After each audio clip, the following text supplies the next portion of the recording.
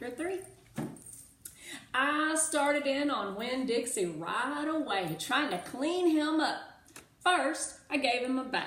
I used the garden hose and some baby shampoo. He stood still for it, but I could tell he didn't like it.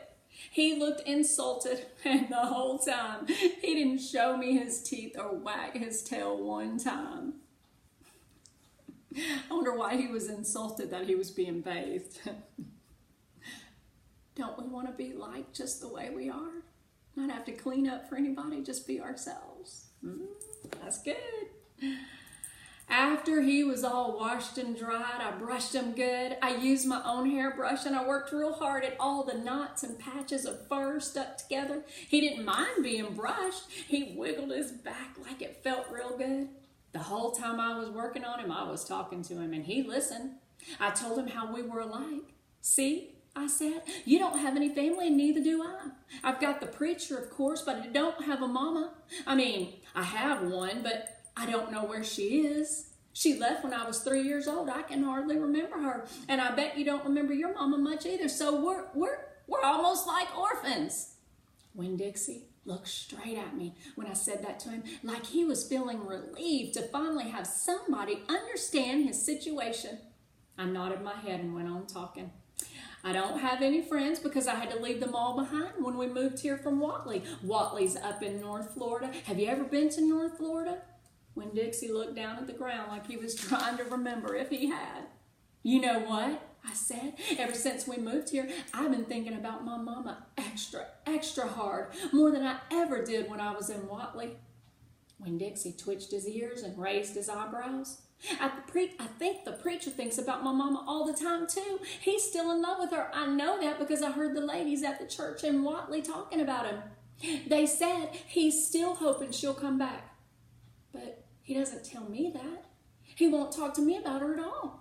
I want to know more about her, but I'm afraid to ask the preacher. I'm afraid he'll get mad at me. Winn-Dixie looked at me hard like he was trying to say something. What? I said. He just stared at me. You think I should make the preacher tell me about her? Winn-Dixie looked at me so hard he sneezed. I'll think about it, I said.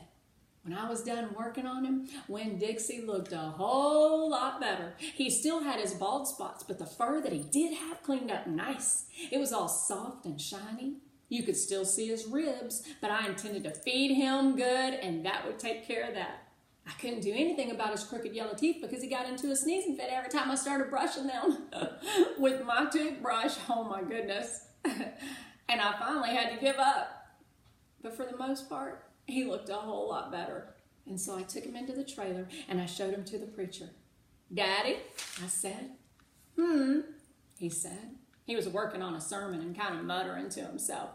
Daddy, I wanted to show you the new Winn-Dixie. The preacher put down his pencil and rubbed his nose, and finally he looked up.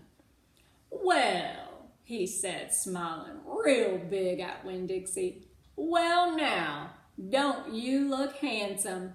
Winn-Dixie smiled back at the preacher. He went over and put his head in the preacher's lap. He smells nice too, said the preacher. He rubbed Winn-Dixie's head and looked into his eyes. Daddy, I said real quick before I lost my nerve, I've been talking to Winn-Dixie. Is that right? The preacher said. He scratched Winn-Dixie's head.